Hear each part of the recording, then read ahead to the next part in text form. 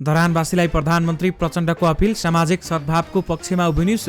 धरान घटनामा शेरबहादुर देउबाले भने सद्भाव भड्काउने गतिविधि कसैको हितमा हुन्न। मधेस आन्दोलनमा मारिएकालाई अझै शहीद घोषणा गरिएन भन्दै महन्त ठाकुरले भने प्रधानमन्त्री प्रचण्डले नै जातीय द्वन्द निम्त्याउने प्रयास गरिरहेका छन् भन्दै शेखर कोइरेलाको भनाई। अभिनेता सानु ताम्राकारको निधन, कानुनी उल्झनमा फस्यो निशुल्क कम्पनी दर्ता र नवीकरणको घोषणा। भारतबाट अवैध रूपमा नेपाल भित्राउन लागेको कपडा र काजु सहित 2वटा ट्रक नियन्त्रणमा।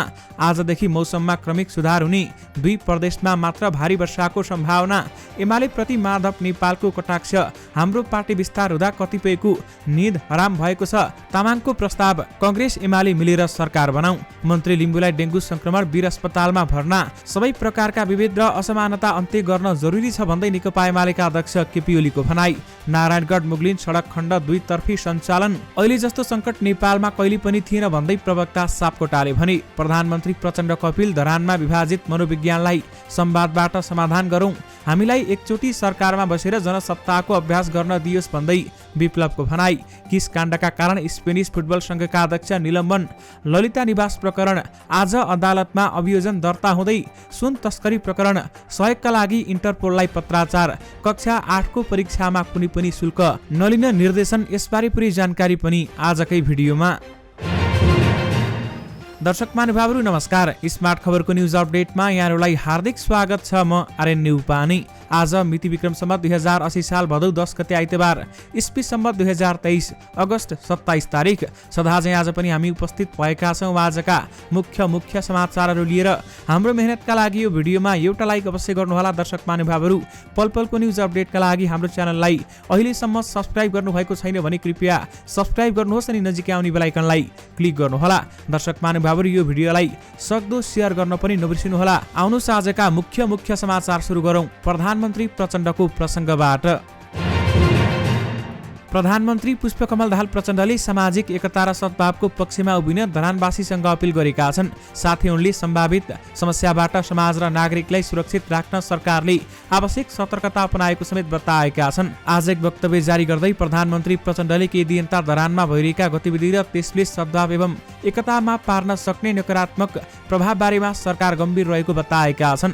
हरेक समस्याको संवाद र सहमतिको बलबाटै समाधान गर्न सकिने भन्दै उनले धरानमा विद्यमान विभाजित मनोविज्ञान र क्रियाकलापलाई पनि संवादको माध्यमबाट समाधान गर्न सकिने तर्फ गम्भीर ध्यानाकर्षण गराएका छन्। त्यसका लागि पहल गर्न राजनैतिक दल तथा संघ संस्थाहरूलाई अपील गरेको उनले सम्भावित समस्याबाट समाज र नागरिकहरूलाई सुरक्षित राख्न सरकारले आवश्यक सतर्कता अपनाएको बताएका छन्। धरानवासीलाई प्रधानमन्त्री प्रचण्डले अपील गर्दै सामाजिक सद्भावको पक्षमा उभिनुस् भन्दै बताउनु भएको हो। अभिनेता सानु ताम्राकारको निधन भएको छ। शनिबार दिउँसो 3:20 बजे नर्विक अस्पतालमा उपचारको क्रममा उनको निधन भएको चलचित्र कलाकार संघका अध्यक्ष मोहन निरौलाले जानकारी दिनुभयो।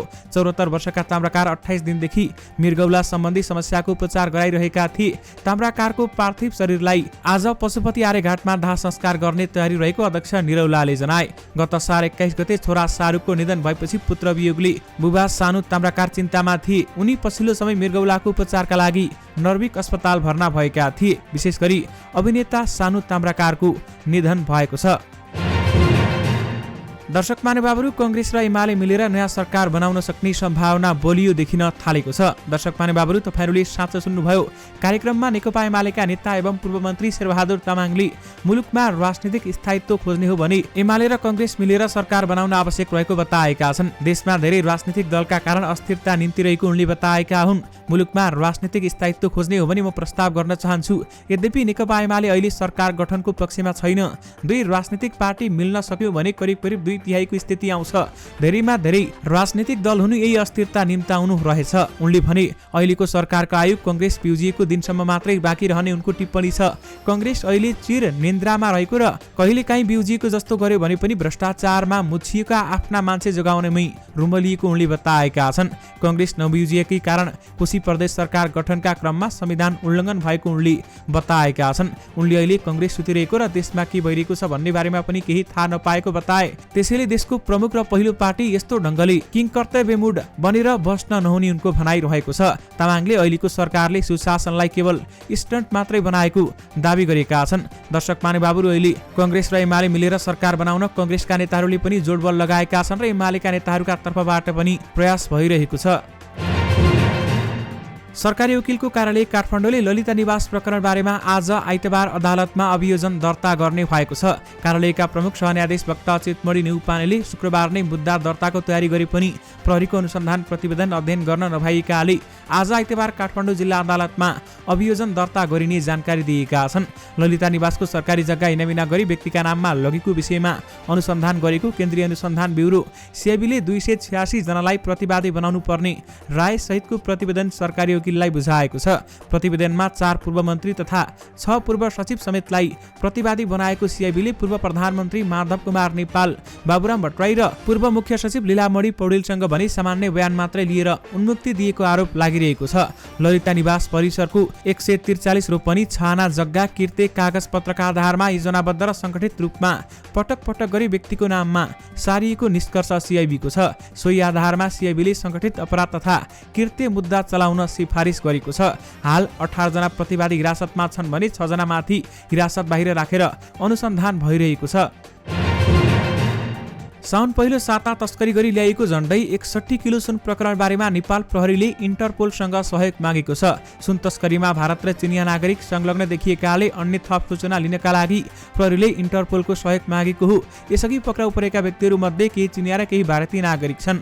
केही चिनियासँग भने भारतीय आधार कार्ड समेत फेला परेकाले भारत र चीनको इन्टरपोललाई सहयोगका लागि नेपालबाट पत्राचार गरिएको प्रहरी प्रधान कार्यालयले जनाएको छ। सुन तस्करी प्रकरणको अनुसन्धान गरिरहेको नेपाल प्रहरीको केन्द्रीय अनुसन्धान ब्युरो सिआइबीले नेपालको इन्टरपोल मार्फत भारत र हङकङको इन्टरपोललाई पत्राचार गरेको प्रहरी महानिरीक्षक वसन्त बहादुर कुँवरले पुष्टि गरेका छन्। सिआइबीले भारतको इन्टरपोल नेसनल सेन्ट्रल ब्युरो एनबीसीसँग र इन्टरपोल बेजिङका 2वटा सब ब्युरो हङकङ मकाउ मध्ये हङकङ ब्युरोसँग सिआइबीले सहयोग मागेको हो। पटक पटक ठूलो परिणाममा अवैध सुन बरामद गरेको नेपाल प्रहरीले सुन भारत लाने गरिएको बताउँदै आएका छन् भने सुन तस्करी प्रकरणमा हालसम्म विदेशी सहित 23 जनालाई पक्राउ गरिएको छ। आपराधिक घटनाको अनुसन्धानका क्रममा अपराधी बारेमा अर्को देशबाट कुनै सूचना वा जानकारी लिन आवश्यक पर्दा प्रहरीले इन्टरपोलसँग समन्वय गर्ने गर्छ। नेपाली कांग्रेसले धरानमा सामाजिक धार्मिक राजनीतिक सद्भावका लागि अपिल गरेको छ। सभापति शेरबहादुर देउवाले आज विज्ञप्ति जारी गरी धार्मिक सामाजिक सद्भाव भड्काउने गतिविधि कसैको पनि हितमा नहुने बताएका हुन्। यसबाट उत्पन्न धार्मिक सामाजिक तथा राजनीतिक अस्थिरता र अराजकताको धमिलो पानीमा खेल्न खोजेका दृश्य अदृश्य शक्तिहरूलाई सहयोग पुग्ने कुरामा दुई मत छैन, शेरबहादुर देउवाले भनेका छन्। यसले निम्ताउन सक्ने परिस्थिति बेलैमा अनुमान गरी हरेक व्यक्ति समुदाय सम्प्रदाय सचेत र स्वयं हुनु आजको आवश्यकता हो। नेपालमा परापूर्व कालदेखि विभिन्न जात जाति धर्म संस्कृति सम्प्रदायका नागरिक आपसी सम्मान गहिरो सद्भावले मिलेर बसेको भन्दै देउवाले कानुनले पनि एक अर्काको धर्म संस्कृति र आस्थामा चोट नपुर्याइकन धार्मिक सांस्कृतिक स्वतन्त्रता दिएको बताएका छन्। धरानको अहिलेको संवेदनशीलतालाई विचार गरेर राजनीतिक दल, स्थानीय जनप्रतिनिधि र धार्मिक सङ्घ संस्था एवं समाजका अग्रज व्यक्तिहरू सद्भाव कायम राख्ने एकजुट हुनुपर्ने शेरबहादुर देउवाले बताउनुभयो। नेपाली कांग्रेसका नेता डाक्टर शेखर कोइरालाले प्रधानमन्त्री पुष्पकमल दाहाल प्रचण्डले नै जातीय द्वन्द्व निम्ताउने प्रयास गरिरहेको आरोप लगाएका छन्। विराटनगरमा नेपाल प्रेस युनियनले गरेको कार्यक्रममा उनले धार्मिक सद्भाव लडखडाइरहेको अवस्थामा प्रधानमन्त्रीले नै द्वन्द्व निम्ताउने खालको अभिव्यक्ति दिएको आरोप लगाएका हुन्। अहिलेको अवस्थामा जातीय द्वन्द्व निम्ताउने प्रयास प्रधानमन्त्रीले गरिसक्नु भएको छ। परिस्थिति धार्मिक खासियत लडखडाएको छ। उनले भने आदिवासी दिवसका अवसरमा प्रधानमन्त्री जस्तो व्यक्तिले माओवादीले बहुमत ल्याए जातीय पहिचानका आधारमा प्रदेशको नाम राख्ने भन्नुभएको छ। उहाँले जातीय द्वन्द्व बढाउने काम गरिरहनु भएको छ। नेता कोइरालाले सुनसरीको धरानमा भएको घटनाले मुलुकभर असर गर्ने बताए। मुलुकमा कुनै पनि धर्मको बाहुल्यता नभएपछि संविधानमा लेखेको कुरालाई नजरअन्दाज गर्न सकिँदैन। उनले भने संविधानमा लेखिएका कुरा बाहिर कदापि स्वीकार्य हुँदैन। कुनै पनि प्रकारको सद्भाव खलबल्याउने कार्य कहीँ कतैबाट हुनु हुँदैन। कोइरालाले मुलुक अन्तर्राष्ट्रिय तस्करको अखडा बन्दै गएको पनि बताएका छन्। यहाँ देखिएको सुन तस्करीले विश्वलाई केन्द्रित गराएको छ। सुनकाण्डमा भारत र चीन पनि देखिएका छन्, तर अरू मुलुकले समेत चलखेल गर्दै आएका छन् भन्दै उहाँले बताउनुभयो। अर्थमन्त्री डाक्टर प्रकाश शरण महतले 15 जेठमा बजेट मार्फत गरेको 100 रुपैयाँ अधिकृत पुँजीमै कम्पनी दर्ता र नयाँ कम्पनी दर्ता नवीकरणमा सबै प्रकारका दस्तुर मिनाहाको घोषणा कार्यान्वयनमा उल्झन देखा परेको छ। बजेटको घोषणा अनुसार साउन 1 गतेबाटै कार्यान्वयन हुनुपर्ने थियो। यो नीतिले व्यवसायको वातावरण बनाउने तथा उद्यमशीलता प्रवर्धन हुने भनेर सरकारको तारिफ पनि भएको थियो। नयाँ आर्थिक वर्ष सुरु भएको दोस्रो महिनासम्म पनि बजेटको कार्यक्रम कार्यान्वयनमा आउन सकेको छैन। कम्पनी दर्ता तथा नवीकरण गर्दा तिर्नुपर्ने दस्तुर हटाएर राजपत्र प्रकाशन गर्न भनेर कम्पनी रजिस्ट्रारको कार्यालयले पठाएर प्रस्ताव 3 महिनादेखि मन्त्री परिषद लगायत सरकारका विभिन्न 4 मन्त्रालयमा घुमिरहेको छ। तर अहिलेसम्म पनि दस्तुर संशोधनको सूचना राजपत्रमा प्रकाशित भएको छैन। सो सूचना राजपत्रमा प्रकाशित नभएका कारण यो व्यवस्था कार्यान्वयनमा आउन नसकेको कम्पनी रजिस्ट्रार महेश बरालले बताउनुभयो। विशेष गरी निशुल्क कम्पनी दर्ता र नवीकरणको घोषणा कानुनी उल्झनमा फसेको छ। आजदेखि मौसममा क्रमिक सुधार हुँदै जाने जल तथा मौसम विज्ञान विभाग मौसम पूर्वानुमान महाशाखाले जनाएको छ। मौसमविद गङ्गानगरको टीकानुसार न्यूनचापीय क्षेत्रको प्रभाव कमजोर हुँदै गएकाले आजदेखि मौसममा क्रमिक सुधार हुने पूर्वानुमान गरिएको छ भने न्यूनचापीय रेखा भने सरदर स्थानभन्दा उत्तरतर्फ नै छ। न्यूनचापीय रेखा उत्तरतर्फ रहे पनि जलबाष्पयुक्त वायु कम आउने भएकाले क्रमिक रूपमा सुधार हुँदै जान्छ भन्दै उनले भनिन्। भारी वर्षा कम हुने, लगातार पानी नपर्ने आदि सुधारहरू मौसममा देखिने नगरकोटीले बताइन्। उनका अनुसार मनसुन अवधिभर मौसम सुधार हुने र बदली हुने प्रक्रिया चलिरहन्छ।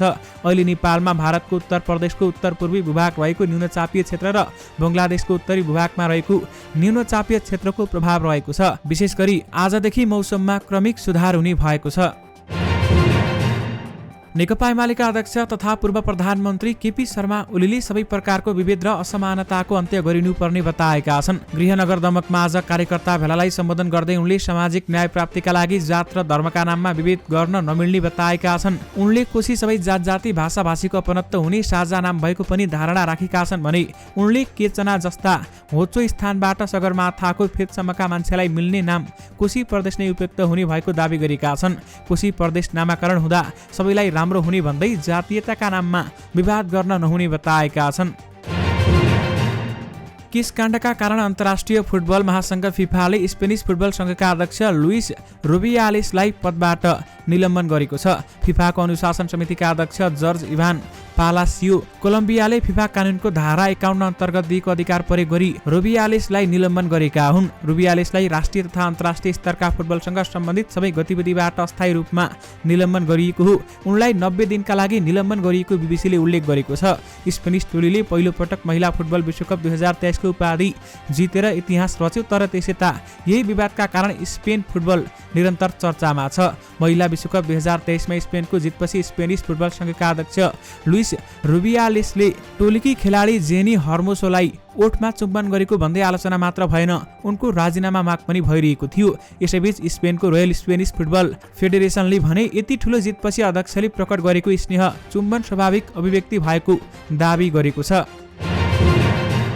शिक्षा विज्ञान तथा प्रविधि मन्त्रालयले कक्षा 8 को परीक्षामा कुनै पनि शुल्क लिने व्यवस्था नगर्न स्थानीय तहलाई निर्देशन दिएको छ। शिक्षा मन्त्रालयले स्वीकृत गरेको कार्यक्रम कार्यान्वयन पुस्तिका 2080-81 मा कुनै पनि शुल्क लिन नहुने उल्लेख गरिएको छ। शिक्षा मन्त्रालयका अनुसार कक्षा 8 को परीक्षा सञ्चालन तथा प्रमाणीकरण एवं विद्यार्थी मूल्याङ्कन स्थानीय तहले कक्षा 8 को परीक्षा सञ्चालन तथा प्रमाणीकरण सम्बन्धी मापदण्ड 2076 राष्ट्रिय परीक्षा बोर्डबाट विकास भएको परीक्षा ढाँचाको परिधिभित्र रही परीक्षाको स्तरीयता प्रमाणीकरण र एकरूपता कायम हुने गरी परीक्षा समिति मार्फत परीक्षा सञ्चालन गर्ने गराउनु पर्नेछ।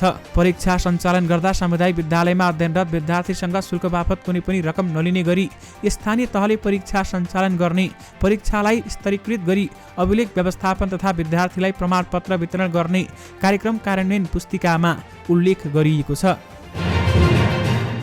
लोकतान्त्रिक समाजवादी पार्टी लोसपाका अध्यक्ष महन्त ठाकुरले मधेस आन्दोलनका क्रममा मारिएका नेता कार्यकर्तालाई अझै सहित घोषणा नगरेकोमा असन्तुष्टि जनाएका छन्। पार्टी स्थापना दिवसको अवसरमा पार्टी कार्यालय बबरमहलमा आयोजित कार्यक्रमपछि पत्रकारसँग कुराकानी गर्दै उनले मधेस आन्दोलनका क्रममा जेल परेका र झुट्टा मुद्दा लगाइएकाहरूको मुद्दा फिर्ता लिने सम्झौता पनि सरकारले कार्यान्वयन नगरेको बताएका छन्। हाम्रो सम्झौता नै भएको हो कि राज्यले उनीहरूलाई छाड्ने र मुद्दा फिर्ता लिने, तर त्यो सम्झौता अहिलेसम्म लागू भएको छैन। जो सङ्घर्षको दौरान मारिए तिनीहरूलाई सहित घोषणा गरिएको छैन। अध्यक्ष ठाकुरले भने सरकारले शान्तिपूर्ण राजनीतिमा आउन सम्झौता गरेका राजनीतिक दल तथा समूहका नेता कार्यकर्ताको मुद्दा फिर्ता लिने गरी कानुन संशोधन गर्न लागेको सुने पनि संसदबाट पारित नभएको ठाकुरले बताए। सुन्छु कानुन संशोधनको लागि संसदमा आएको छ र अहिले पास भएको छैन। त्यो राजनीतिक कारणले जो जेलमा परिरहेका छन्, मुद्दा चलिरहेको छ, त्यसलाई फिर्ता लिने जुन सम्झौता भएको छ त्यो विधेयक पास भएपछि गर्न सकिन्छ। उनले भने लोसपाका नेता राजेन्द्र महतोले सबै समुदायको पहिचान सहितको अधिकार प्राप्तिको आन्दोलनलाई अझै तीव्र गतिमा अघि बढाउने बताएका छन्। प्लास्टिकका दाना भनेर अर्कै सामान नेपाल भित्राउन खोज्ने 2वटा ट्रक भैरवा भन्सार कार्यालय बेलहियाले नियन्त्रणमा लिएको छ। भारतबाट प्लास्टिकका दाना भनेर लहिया भन्सार कार्यालय प्रवेश गरेका 2वटा ट्रक चेक जाँच गर्दा कपडा र काजु किसमिस लगायतका सामान भेटिएको भैरवा भन्सार कार्यालय स्रोतले जानकारी दिएको छ। भन्सार कार्यालय प्रमुख मणिराम पौडेलले कार्यालयलाई प्राप्त सूचनाका आधारमा भन्सार प्रवेश गर्दा गरिने सो घोषणामा प्लास्टिक दाना भनेर घोषणा गरेका 2वटा मालवाहक गाडीहरू चेक जाँच गर्दा ठूलो परिणाममा कपडा र काजु किसमिस लगायतका खाद्य सामग्री फेला परेपछि नियन्त्रणमा लिएको बताए। ना 5 ख 335 नम्बरको नेपाली ट्रक र UP 53 GT 0578 नम्बरको भारतीय मालवाहक गाडी भन्सार परिसरबाट नियन्त्रणमा लिई चेक जाँच गरिएको भए पनि चालकहरू तत्कालै फरार भएकाले उक्त सामानको धनीको हो भन्ने नखुलेको भैरवा भन्सार कार्यालयका सूचना अधिकारी युवराज भट्टराईले बताउनुभयो। भन्सार कार्यालयको प्रवेशमा घोषणा गर्दा एउटा प्रकृतिको सामान छ भनेको गाडीमा अर्कै सामान छ भन्ने सूचनाका आधारमा चेक जाँच गर्दा कपडा काजु किसमिस लगायतका सामग्री भेटिएको छ, तर चालकहरू फरार भएका कारण कसको भन्ने खुल्न सकेको छैन। सूचना अधिकारी युवराज भट्टराईले भने भन्सार कार्यालयका प्रमुख पौडेलका अनुसार शुक्रबार गरिएको प्रारम्भिक चेक जाँचका क्रममा नियन्त्रणमा लिएका 2वटा ट्रकहरूबाट करिब 2 करोड बराबरका सामान रहेको पाइएको छ। नेकपा एकीकृत समाजवादीका अध्यक्ष एवं पूर्व प्रधानमन्त्री माधव कुमार नेपालले आफ्नो पार्टी विस्तार हुँदै गएकोमा नेकपा एमाले आतंकित बनेको बताएका छन्। आज काठमाडौँमा आयोजित स्थापना पार्टी दिवसको अवसरमा कार्यक्रममा बोल्दै अध्यक्ष नेपालले एकीकृत समाजवादीले राजनीतिमा आफ्नो औचित्यलाई पुष्टि गरेको दावी गरेका छन्। उनले नेकपा एमाले प्रति इङ्गित गर्दै आफ्नो पार्टीको उपस्थिति राष्ट्रिय गठबन्धन, राष्ट्रिय मोर्चा लगायत जुन कुनै स्थानमा अनिवार्य अपरिहार्य बनिरहेको हुनाले कतिपयको निद हराम भएको भन्दै टिप्पणी गरे। उनले आफूहरू विध्वंसक नभएकाले आतंकित नहुन आग्रह समेत गरेका छन्। अध्यक्ष माधव कुमार नेपालले समाजवादी शक्ति एक ठाउँमा ल्याएर नेपालमा कम्युनिस्ट आन्दोलनलाई अघि बढाउन सक्ने बताएका छन्। युवा तथा खेलकुद मन्त्री डिकबहादुर लिम्बुलाई डेङ्गु संक्रमण भएको छ। शुक्रबार साँझ 81 जरवाएर डेङ्गु संक्रमण देखिएपछि उपचारका लागि आज मन्त्री लिम्बु वीर अस्पतालमा भर्ना भएका उनका स्वकीय सचिव रोशन राईले जानकारी दिनुभयो। मन्त्री लिम्बु केही दिन पहिले मोरङका विभिन्न डेङ्गु प्रभावित क्षेत्रमा स्वास्थ्य सामग्री प्रदान गरी काठमाडौँ फर्किएका थिए। वीर अस्पतालमा भर्ना भएका मन्त्री लिम्बुलाई डाक्टर ध्रुव गैरे नेतृत्वको टोलीले उपचार गरिरहेको जनाइएको छ। मन्त्री लिम्बुलाई भेट्न स्वास्थ्य तथा जनसङ्ख्या मन्त्री मोहनबहादुर बस्नेत वीर अस्पतालमा पुगेका थिए भने उनले मन्त्री लिम्बुको स्वास्थ्य अवस्था बारेमा चिकित्सकसँग जानकारी लिएको मन्त्री बस्नेतका प्रेस संयोजक रामचन्द्र दुलालले जानकारी दिनुभयो। पहिरोका कारण अवरुद्ध नारायणगढ मुगलिन सडक खण्ड 2 तर्फी सञ्चालनमा आएको छ। इलाका प्रहरी कार्यालय मुगलिनका प्रमुख प्रहरी निरीक्षक विशाल तामाङका अनुसार हिजो साँझ 5:40 बजेदेखि सडकमा 2 तर्फी रूपमा सवारी साधन चल्न थालेका छन्। चितवनको इच्छा कामना 6 स्थित नाम्सी पुल नजिकै अविरल वर्षासँगै पहिरो खसेपछि सवारी साधन एकतर्फी रूपमा सञ्चालन भएको थियो। सडक डिभिजन कार्यालय भरतपुरका अनुसार हिजो दिउँसो 1 बजेदेखि 2 तर्फी सवारी आवागमन रोकी पहिरो पन्छाउने काम सुरु गरिएको थियो। सडकको पहिरो हटाउन 3वटा मेसिन प्रयोग गरिएको थियो। नेकपा माओवादी केन्द्रका प्रवक्ता अग्नि सापकोटाले संसद पुनर्स्थापना गराउन माओवादीको ठूलो जित भएको बताएका छन्। माओवादी केन्द्र आफ्नो योजना सिद्धान्त र विचारमा प्रष्ट भएको कारण नै यो सब सम्भव भएको सापकोटाले बताएका हुन्। प्रेस सेन्टर नेपालको पदाधिकारी बैठकलाई सम्बोधन गर्दै उनले अहिलेको जस्तो सङ्कट नेपालमा कहिले पनि नभएको बताए। कुन बेलामा के हुन्छ भन्ने ठेगान नै छैन। संसारमा नभएको टक्कर नेपालमै भइरहेको छ भन्दै सापकोटाले भने यसबाट बचाउनका लागि माओवादीले नै अगुवाई गर्नुपर्ने र त्यसका लागि एकताबद्ध हुनुपर्ने कुरामा उनको जोड थियो। उनले पार्टीलाई विधि र सिद्धान्तको आधारमा अगाडि बढाउनु पर्ने पनि जिकिर गरेका छन्। दर्शक महानुभावहरू, विभिन्न टुक्रामा विभाजित माओवादी आन्दोलनका धाराहरूमध्ये सबै र्याडिकल मानिन्छ। नेत्रविक्रम चन्द्र विप्लव महासचिव रहेको नेपाल कम्युनिस्ट पार्टी नेकपा अहिले सत्तारूढ माओवादी केन्द्र, एकीकृत समाजवादी र जनता समाजवादी पार्टी जसपा सहितको समाजवादी मोर्चामा आबद्ध छ। नेकपाको समाजवादी मोर्चामा आबद्धतालाई माओवादीका धाराका पार्टीहरूको बीचको एकताको पूर्वाभ्यासको रूपमा पनि लिने गरिएको छ, जसलाई महासचिव विप्लव पनि अस्वीकार गर्दैनन्। समाजवादी मोर्चाको गठन र त्यसमा नेकपाको आबद्धता, मोर्चामा आबद्ध दलहरू सरकारमा रहेका बेलामा अमेरिकी सहयोग परियोजना एमसिसीको कार्यान्वयन रोक्न नेपालले गरेको आन्दोलन घोषणा जस्ता विषयमा हामीले महासचिव विप्लवसँग केही कुराकानी गरेका थियौँ। दर्शक महानुभावहरू, उक्त कुराकानीमा विप्लवले धेरै कुरा बताउनु भएको छ। विप्लवले भनेका छन्, हामीलाई एकचोटि सरकारमा बसेर जनसत्ताको अभ्यास गर्न दियोस् भन्दै विप्लवले माग पनि गरेका छन्। हामी सरकारमा बस्न चाहन्छौँ, हामीले सरकारमा बसेर जनताका इच्छाहरू पूरा गर्न चाहन्छौँ भन्दै उहाँले बताउनु भएको छ। दर्शक महानुभावहरू, यो सँगै तपाईँहरूमाझ आजका सबै मुख्य समाचारहरू राखिसकेका छौँ। फेरि पनि तपाईँहरूमाझ नयाँ मुख्य समाचारहरूको साथमा उपस्थित हुने नै छौँ। तपाईँहरूले साँझ बेलुकीको भिडियो तपाईँहरूले हाम्रो युट्युब च्यानलमा 5 बजे हेर्न सक्नुहुनेछ र बिहान 5 बजे पनि हाम्रो युट्युब च्यानलमा हेर्न सक्नुहुनेछ। अहिलेलाई भने मलाई बिदा दिनुहोस्। नमस्कार।